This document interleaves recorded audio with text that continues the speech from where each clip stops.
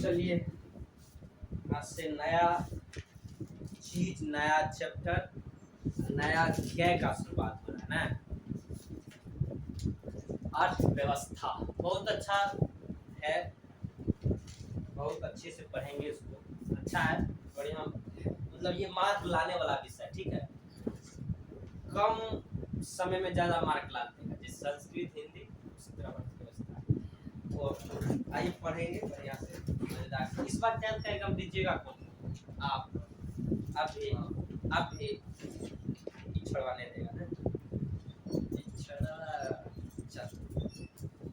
कितना मार्क लाया था तुम? हाँ, 29। अरे आइए अर्थव्यवस्था जानिए क्या होता है। 10वां का चैप्टर है अर्थशास्त्र का अर्थव्यवस्था एवं उसके विकास का इतिहास। देखिए, हम सभी जानते हैं कि 200-250 वर्ष पहले हम सभी गुलाम थे। इधर बोलू, मेरे मुंह पुता मुंह खराब नहीं है, कोड़े तो 200-250 वर्ष पहले हम अंग्रेजों के हाथों गुलाम थे। तो अंग्रेजों के हाथों गुलाम थे, उससे पहले जो व्यवस्था थी राजतंत्र की, ठीक है।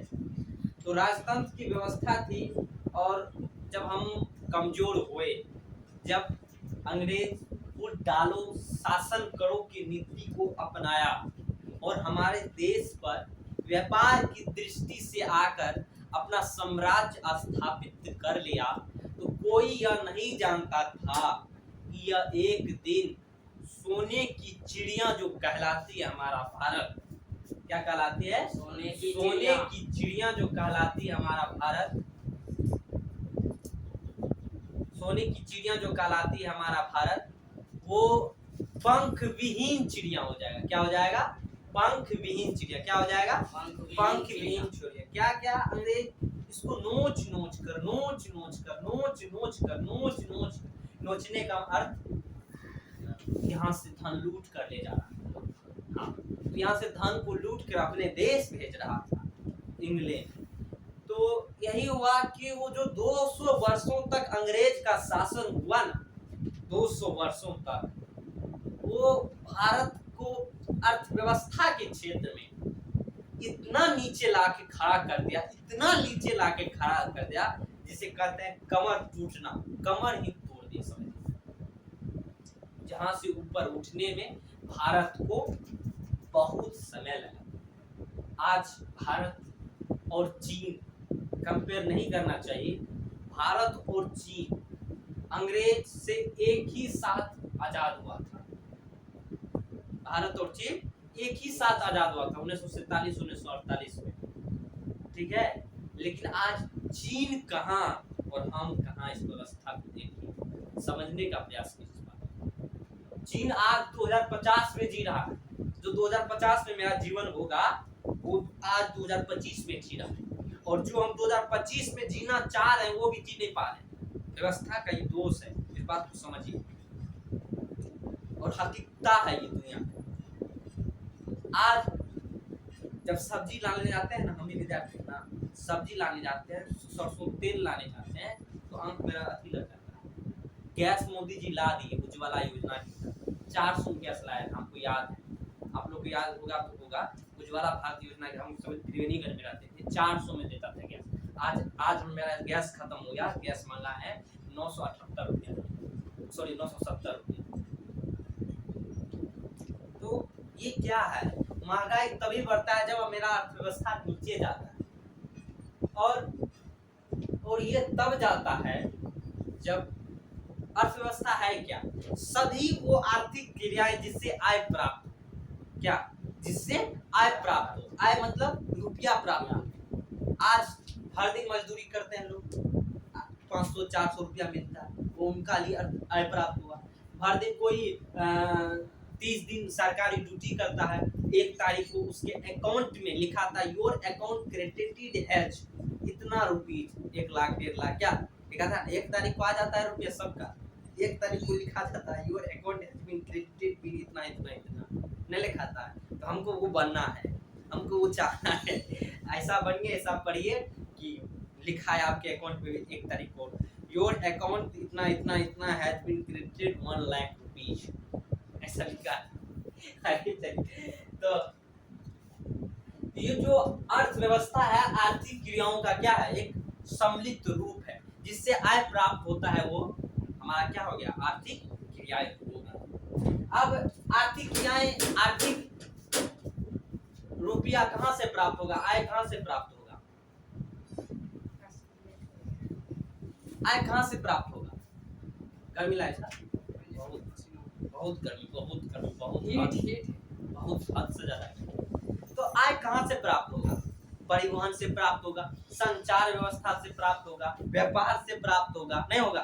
तो ये सभी बातों को समझने, अब ट्रेन चलती है, ट्रेन से भी सरकार को आय प्राप्त होता है, राजकोष में जाता है, लेकिन हम लोग तो टिकट लेते नहीं, टिकट लेते नहीं, पूर्णिया तक मधेपुरा पूर्णिया ऐसे करते रहते। सही बात है, 10 रुपया का टिकट लेता, आज तक नहीं टिकट अपना लोग करता है, शायद मेरे ख्याल से हम आज तक नहीं करते हैं, दूर का सफर में जाते हैं कटाते होंगे, लेकिन मैं आज तक नहीं करता। तो ये सभी से, और भारतीय रेलवे को हम मानते हैं, एक जनसेवा चलती है ना, जनसेवा से फायदा होता है, दूसरा मालगाड़ी से फायदा होता है भारतीय रेलवे। पैसेंजर गाड़ी में तो सब लोकल ही चलता होता है, रुपया लगभग कम देता है, नौकरी वाला, हाँ नौकरी वाला आदमी सब ले लेता है, बुढ़वा सब इज्जत की डर से पकड़ लो तो इज्जत होती पड़ी तो सब लेता है। देखे तो आइए चलिए देखते हैं।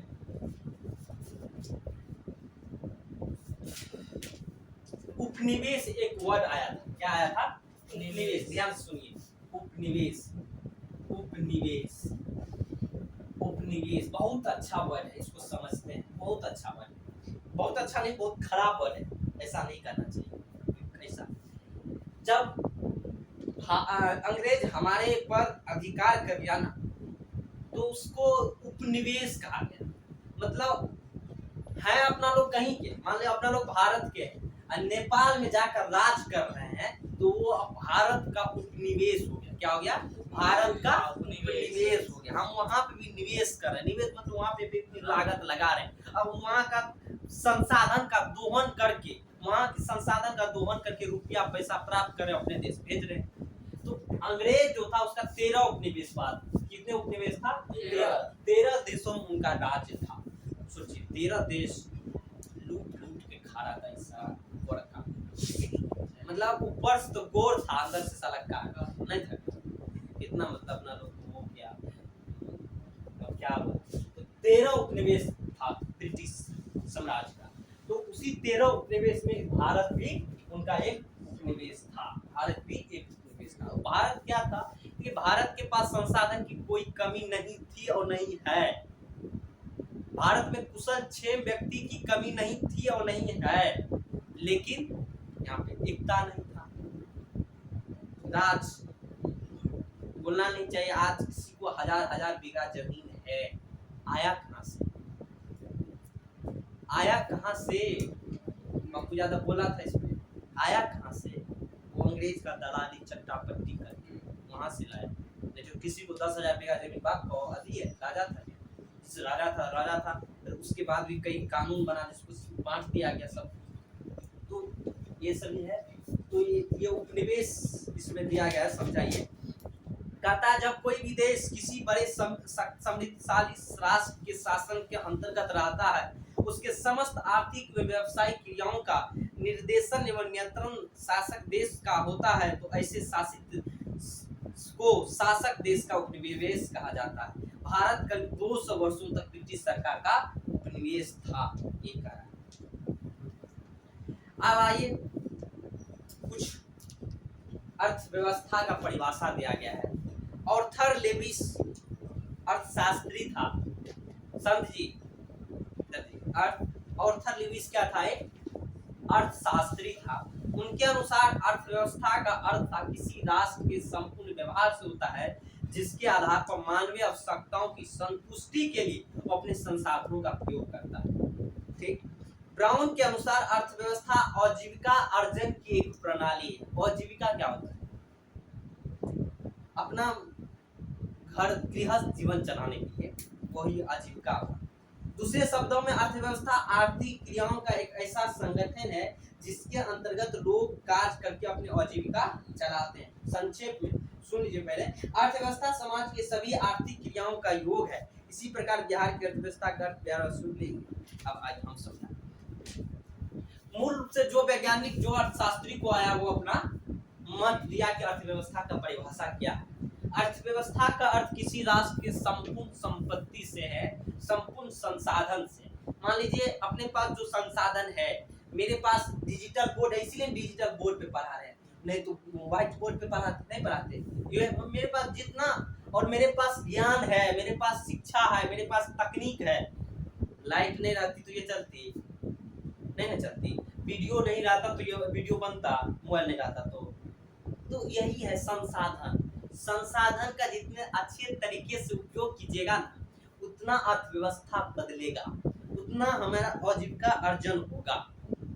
लोग क्यों कहता है पढ़ो लिखो, क्यों कहता है पैसा कम, क्योंकि एक ऐसा ये चीज है ना जिसको कम समय में ज्यादा पैसा देता है और लोगों को ठगने फूसने का इसमें कम चांस रहता है। आपके पास ज्ञान है, मेरे पास ज्ञान है, तभी ना हम आके आप लोगों को पढ़ा देते हैं, सर से रुपया ले लेते हैं, नहीं रहता तो हम पढ़ाते नहीं, या मेरे पास ज्ञान नहीं रहता तो सर हमको पढ़ाने देते नहीं देते है, मतलब इसलिए पढ़ा रहे। तो यही है कि अर्थव्यवस्था आजीविका अर्जन की एक प्रणाली है जिसके अंतर्गत लोग कार्य करके अपना रुपया पैसा आजीविका चलाते हैं। आइए लिखते हैं अर्थव्यवस्था का परिभाषा। करा दिया और ये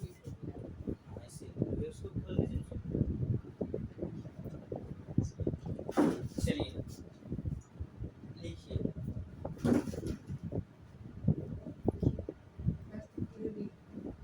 अर्थव्यवस्था।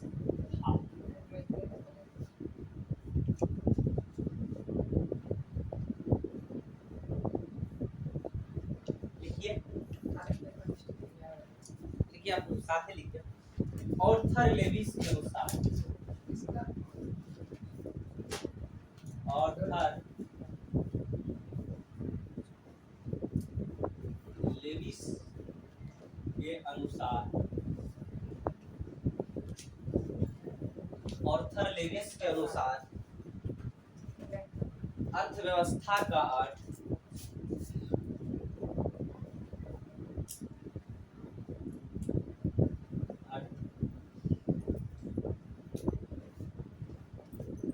अर्थव्यवस्था का अर्थ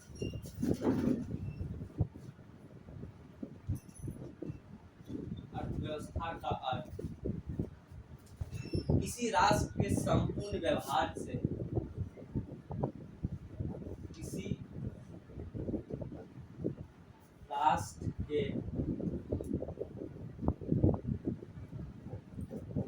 संपूर्ण व्यवहार से होता है, व्यवहार से होता है,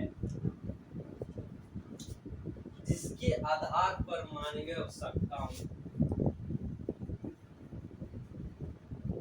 जिसके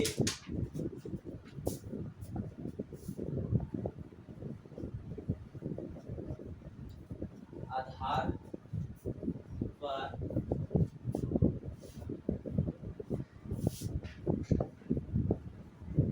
मानवीय आवश्यकताओं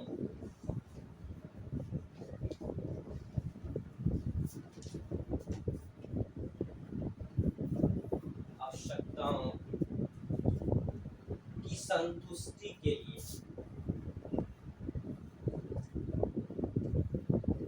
की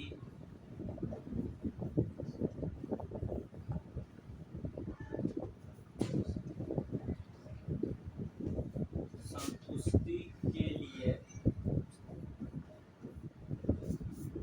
लिए वो अपने संसाधन का उपयोग करता है, के लिए वो अपने संसाधन के बारे में तो ज्योग्राफी बहुत अच्छा से पढ़े पढ़े ना, कितने प्रकार के होता है परिवेशिता प्लस, वो अपने संसाधनों का प्रयोग करता है,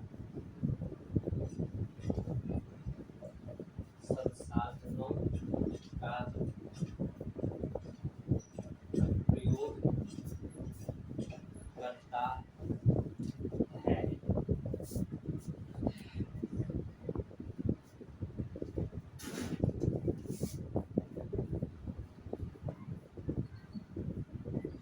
ब्राउन के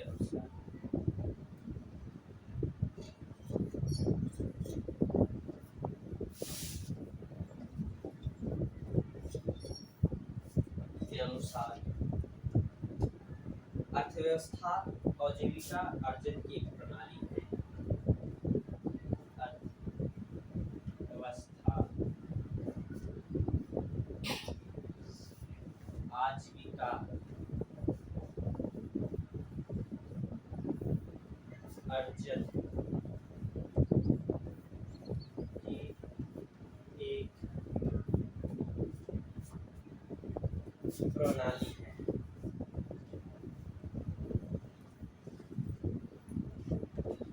अर्जन की एक प्रणाली है।